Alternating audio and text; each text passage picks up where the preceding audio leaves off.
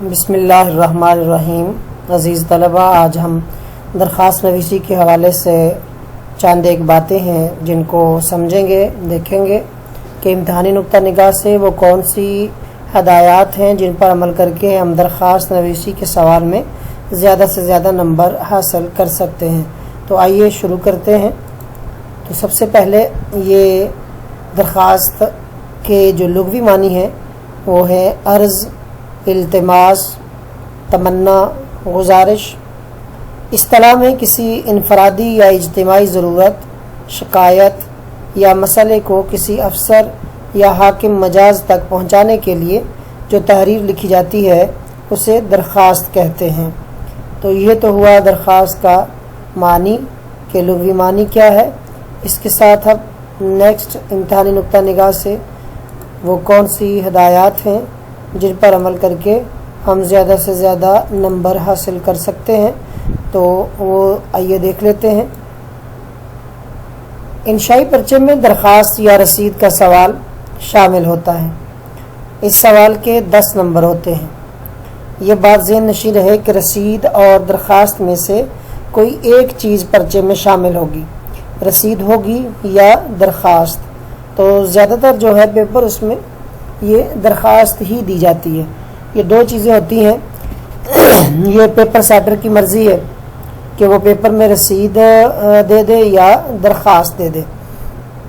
تو زیادہ چانسز جو ہیں وہ درخواست کے ہوتے ہیں۔ درخواست نویسی یا رسید کا سوال حل کرتے وقت اسے ہمیشہ نئے صفحے سے شروع کرنا چاہیے۔ جب بھی شروع کریں اس سوال کو تو نیا صفحہ ہونا چاہیے۔ جب آپ لکھ رہے ہیں تو کسی بھی صفحے کے درمیان سے درخواست کو نہ شروع کریں بلکہ اسے آپ نئے صفحے سے شروع کریں۔ شیٹ آپ کے سامنے ہے اور آپ نے شیٹ کھولی ہے تو 2 صفحات جو ہیں آپ کے سامنے ہیں، ان میں جو آپ کے دائیں طرف صفحہ ہے اس کے شروع سے اسے سٹارٹ کرنا چاہیے، آغاز کرنا چاہیے، تاکہ پھر اگر درخواست ایک صفحے سے زیادہ ہوتی ہے تو وہ دوسرا صفحہ جو آپ کے بائیں سائڈ پہ ہے اس پر آ جائے۔ جو بائیں سائڈ سے اگر شروع کریں گے تو اس کا کچھ حصہ جو ہے پھر ورک جو ہے وہ پلٹ کر دوسرے سائڈ پر جانا پڑے گا۔ تو اس طریقے سے آپ اسے شروع نہیں کریں بلکہ آپ کے دائیں سائڈ پہ جو صفحہ ہے اس کے شروع سے اسے شروع کریں، تاکہ مارکنگ کرنے والے کے سامنے پوری کی پوری درخواست اگر ایک صفحے سے زیادہ بھی ہے تو وہ پوری درخواست اس کے سامنے ہو۔ اب اس کے بعد جو نیکسٹ بات جس کا آپ نے خیال کرنا ہے وہ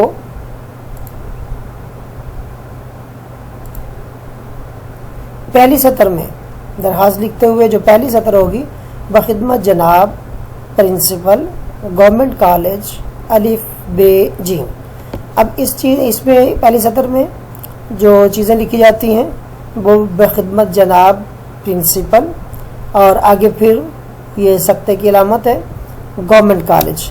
آپ چونکہ امتحانی نقطہ نگاہ سے لکھ رہے ہیں تو اب آپ اپنے کالج کا، اگر آپ پرائیویٹ کالج میں ہیں تو یا اس کا کوئی نام ہے تو وہ یہاں لکھنے کی ضرورت نہیں، بلکہ آپ نے صرف اور صرف امتحانی ضرورت کے تحت یہ درخواست لکھ رہے ہیں تو یہاں پر گورنمنٹ کالج ہی لکھیں گے۔ پھر کالج کا نام یا شہر کا نام جو ہے اس کی جگہ بھی یہاں پر الف ب ج، یہ شہر کا جو نام ہے وہ آپ نہیں اس میں شو کریں گے۔ یہ امتحانی جو صورتحال ہے اس کے پیش نظر ہم یہاں پر کوئی بھی اپنی شناخت اس کا اظہار نہیں کرتے، تو اس لیے یہاں پر فرضی طور پر الف ب ج لکھیں گے۔ اب جو عام طور پر مشہور بات ہے وہ یہ ہے کہ جب آپ جناب لکھیں تو اس کے ساتھ صاحب نہ لکھیں۔ اگر آپ نے صاحب لکھنا ہے تو پھر جناب نہ لکھیں۔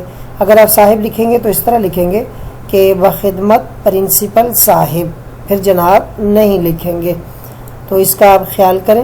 پھر اس کے بعد دوسری سطر جو ہے اس میں عنوان لکھنا ہے۔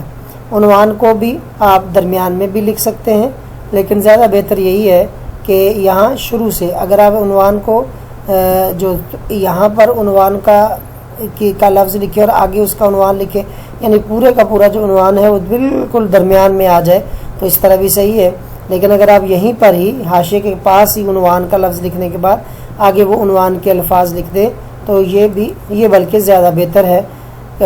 اسی طریقے سے تیسری سطر جو ہے اس میں آپ نے جناب عالی لکھنا ہے۔ जनाब आली जब आपने लिखना है तो अब इन तीनों सतरों के हवाले से, जैसे मैंने ये पहली सतर के हवाले से आपको बताया कि आपने कैसे लिखना है, तो ये दोबारा से हम इसको रिपीट करते हैं। तीनों सतरों के हवाले से आपने इसे किस तरह लिखना है। सबसे पहले ये याद रखें कि आपके सवालनामे यानी क्वेश्चन पेपर में ये बात मेंशन की गई होती है कि आपने दरख्वास्त किसके नाम, अब यहाँ पर नाम से मुराद ओहदा है, लिखनी है। पेपर में जिसके नाम दरख्वास्त लिखने को कहा गया हो उसी के नाम ही लिखिए।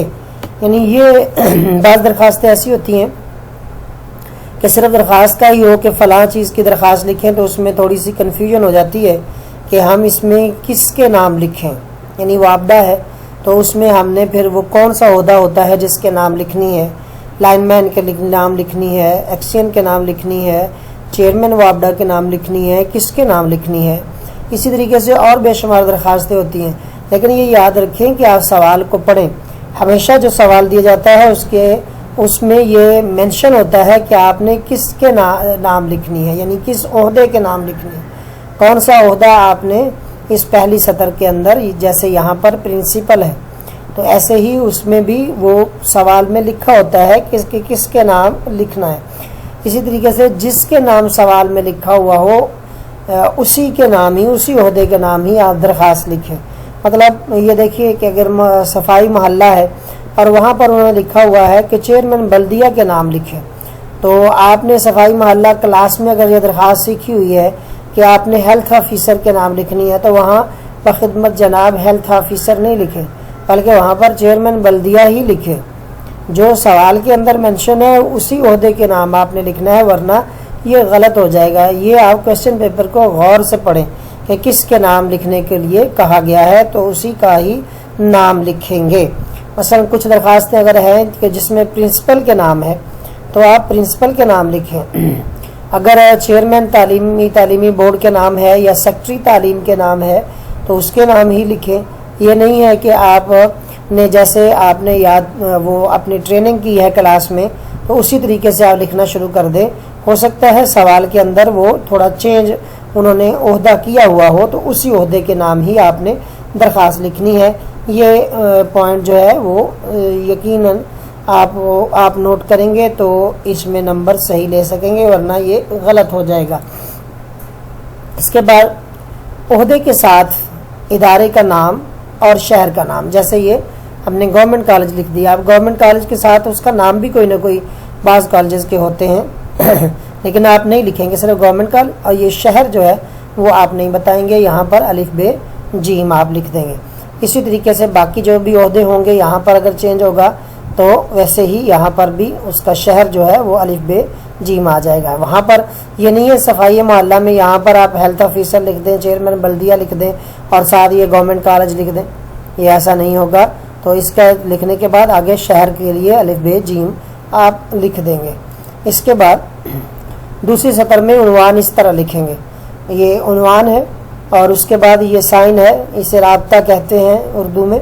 दरख्वास्त बराए फीस माफ़ी, लफ्ज़ उन्वान के बाद राब्ता की अलामत लगाएं, जैसे मैंने यहाँ बताया।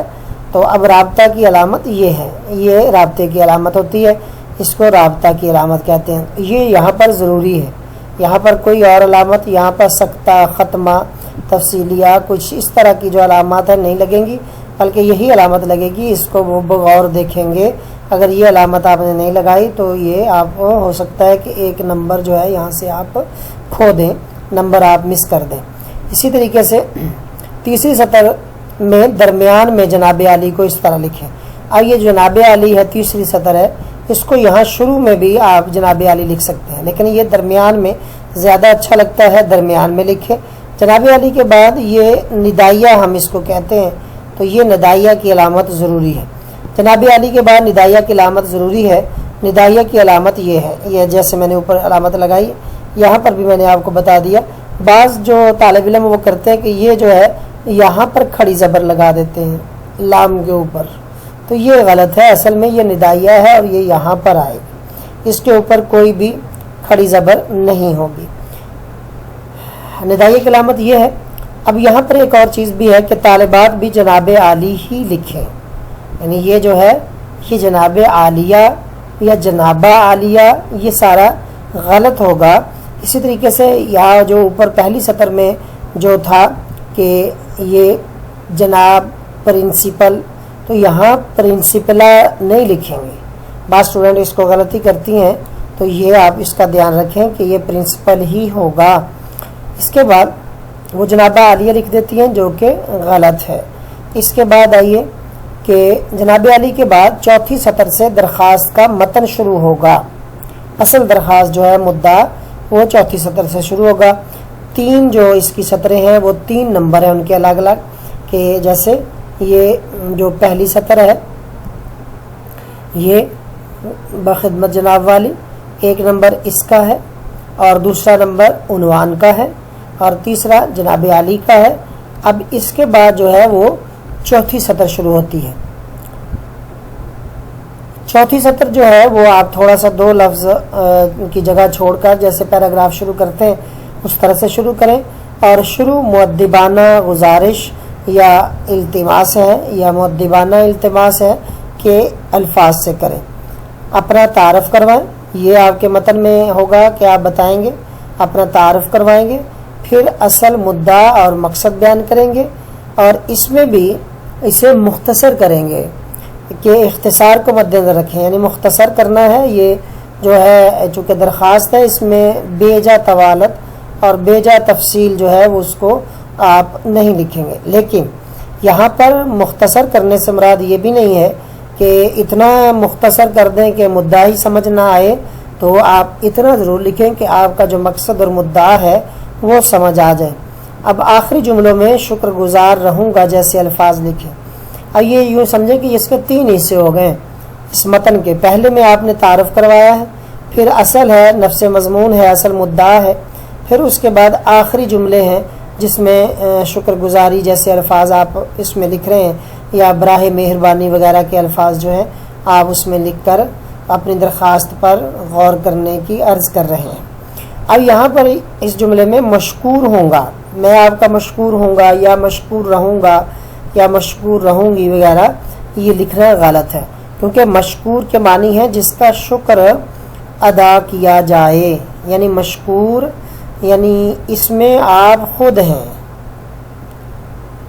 آپ میں مشکور رہوں گا وہ ہے جس کا آپ شکر ادا کر رہے ہیں، آپ اس میں شکر گزار ہیں۔ مشکور ہوں گا تو یہ اس کا معنی ہوتا ہے جس کا شکر ادا کیا جائے، یہ تو شکر آپ کا تو نہیں ادا کیا جا رہا ہے، شکر تو اس کا ادا کیا جا رہا ہے جس کو آپ عرضی دے رہے ہیں، تو اس لیے یہاں پر لفظ لکھیں گے شکر گزار رہوں گا، تو یہ مشکور آپ یہاں پر نہیں لکھیں گے۔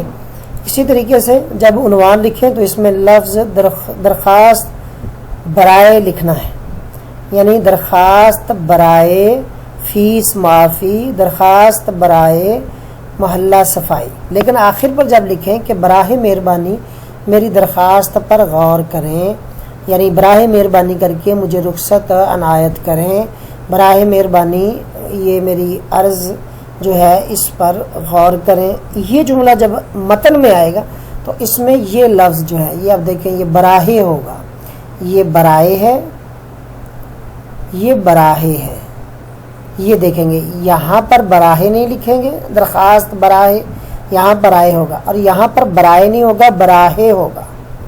اب درخواست پر غور کریں تو یہاں براہ مہربانی لکھیں، یہاں پر برائے مہربانی لکھنا غلط ہوگا، اور براہ مہربانی لکھنا درست۔ عین نوازش ہوگی اگر لکھنا چاہیں تو درخواست کی عبارت جیسے چل رہی ہے اسی کے آگے ہی لکھیں، یعنی اس کے لیے خامخواہ نئی سطر میں لکھنا یا الگ کر کے لکھنا نہیں چاہیے۔ صفحے کے انتہائی بائیں العارض لکھیں، آپ درخواست گزار بھی لکھ سکتے ہیں، بعض طالب علم العارض اور درخواست گزار دونوں اکٹھے لکھ دیتے ہیں جو کہ غلط ہے۔ اب دیکھیں اگر میں وائٹ بورڈ پر یہاں سمجھا رہا ہوں تو میں نے یہ العارض لکھنا ہے یہاں پہ، اور ساتھ درخواست گزار بھی لکھ دینا ہے، درخواست گزار کو میں نے کراس کروں گا اور یہ ٹک کروں گا کہ العارض لکھے، یا پھر العارض کو کراس کر کے درخواست گزار کو ٹک کروں گا کہ یہ ایک لکھیں۔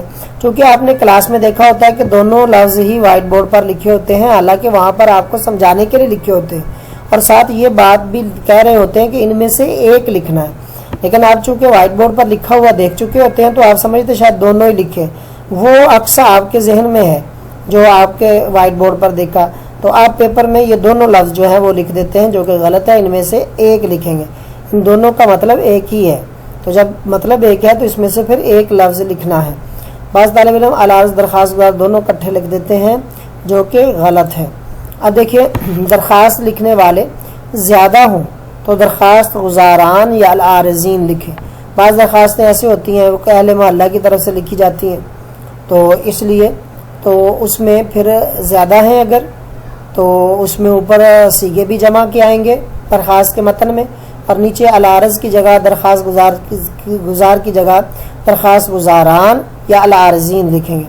اس کے نیچے اپنا نام اور پتہ لکھنا ہوتا ہے، یعنی درخواست گزار کے اور العارض کے، یا درخواست گزاران العارضین کے۔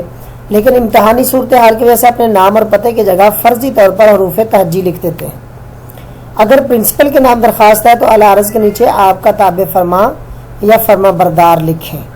اب اس میں بھی ایک غلطی ہے کہ تابع دار یہ نہیں لکھتے، تابع دار لکھنا غلط ہے۔ تابع دار کا مطلب ہوتا ہے جو آپ کو تابع دار کا مطلب ہے کہ تابع رکھنے والا، تو تابع دار کا مطلب یہاں پر تابع رکھنے والا، تو آپ کا تابع دار ہوا تو اس کا مطلب یہ ہوا کہ میں نے آپ کو اپنے تابع رکھا ہوا ہے، تو یہ غلط ہے، اس کا مفہوم پھر یہ غلط بن جائے گا، تو اس لیے یہ تابع فرما لکھیں یا فرما بردار لکھیں۔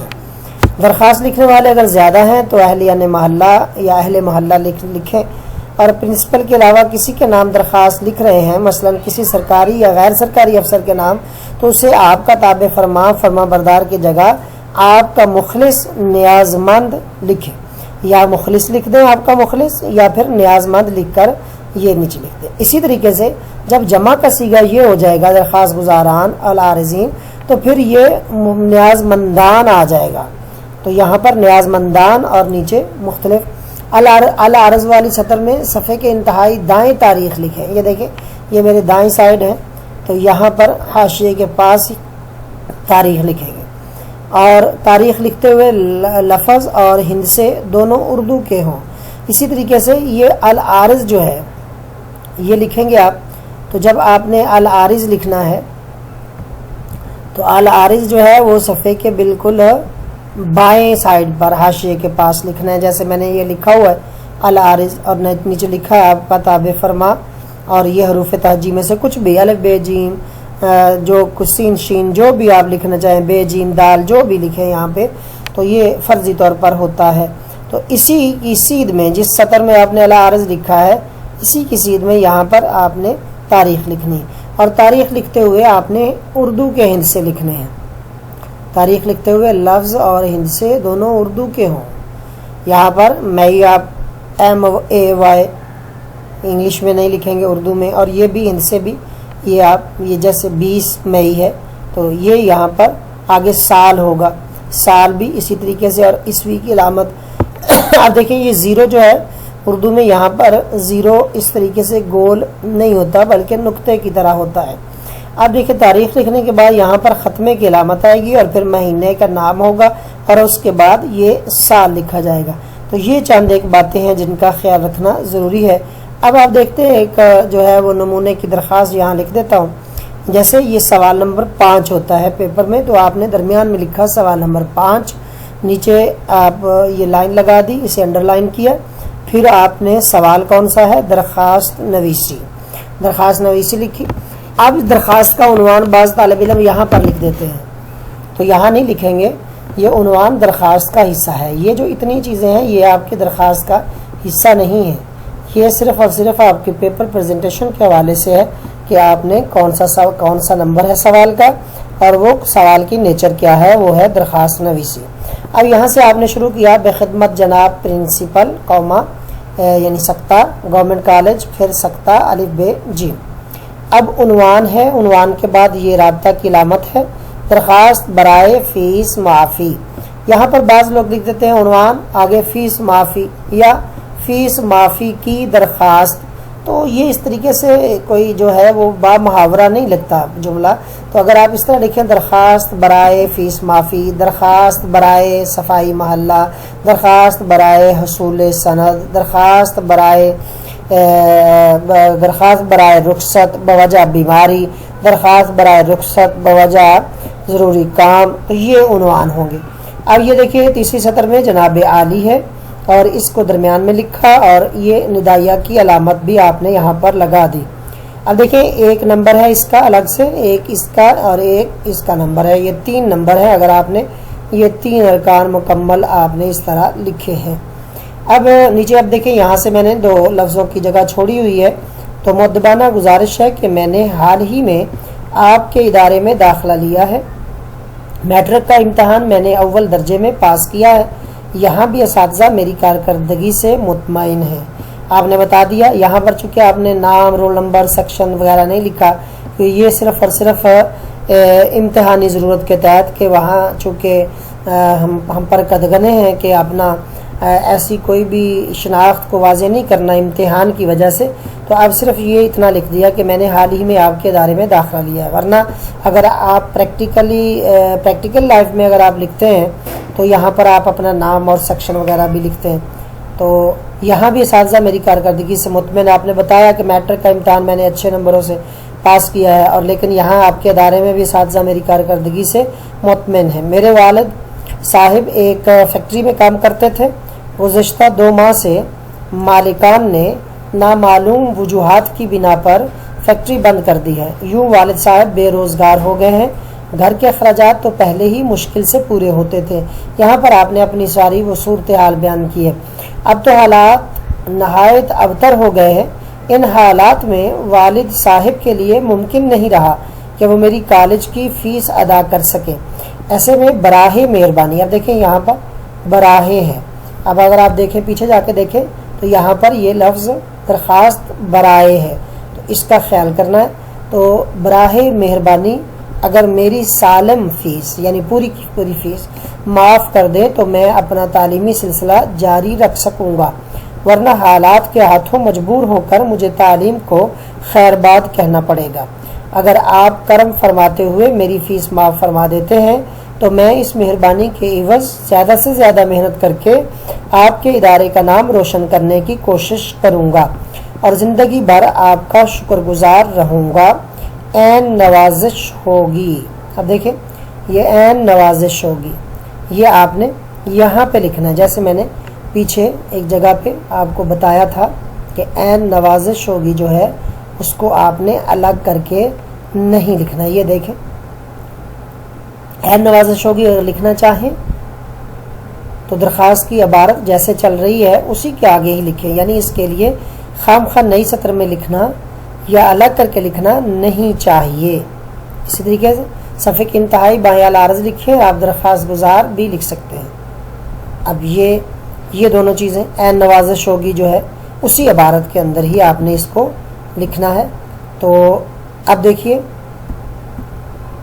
کہ یہاں پر یہ میرا جملہ ختم ہوا، تو اب میں نے عین نوازش ہوگی کو یہاں پر الگ سے نہیں لکھا، بعد یہاں پر آ کے جہاں سے ایرو آپ کو شو ہو رہا ہے یہاں پہ لکھ دیتے، تو یہاں نہیں ہے۔ اگر یہی جملہ یہاں پہ ختم ہوتا تو میں نے یہاں پر عین نوازش ہوگی لکھنا تھا، اور اگر یہ جملہ یہاں پہ ختم ہوتا تو پھر یہاں پہ عین نوازش ہوگی، یعنی یہ الگ سے نہیں ہوگا، اسی کے ساتھ ہے۔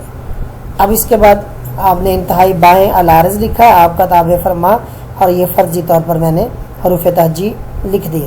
اسی طریقے سے یہاں پر 20 مئی 2020 عیسوی، تو یہ اس طریقے سے آپ نے درخواست کو مکمل کرنا ہے۔ اب آپ نے درخواست کو مکمل کر چکے، تو اب آپ اگر آپ نے یہ درخواست اب مکمل کی ہے، اور آپ سے یہ گزارش ہے کہ اگر آپ نے ابھی تک میرا چینل جو ہے وہ سبسکرائب نہیں کیا تو یہ چینل سبسکرائب کر لیں، لائک بھی کریں، کمنٹس بھی کریں، اور جس بات کی سمجھ نہیں آئی ہے تو وہ کمنٹ میں ضرور لکھیں۔ وہ اپنے کمنٹس میں جب آپ لکھیں گے تو میں ایک مزید اور ویڈیو ان سوالات پر بھی بنا کے اپلوڈ کر دوں گا تاکہ آپ کو اچھی طریقے سے یہ سمجھ آ جائے۔ اسی کے ساتھ درخواست نویسی کا یہ ویڈیو جو ہے اس کو ختم کرتے ہیں۔ اللہ ہمارا حامی و ناصر ہو۔ خدا حافظ۔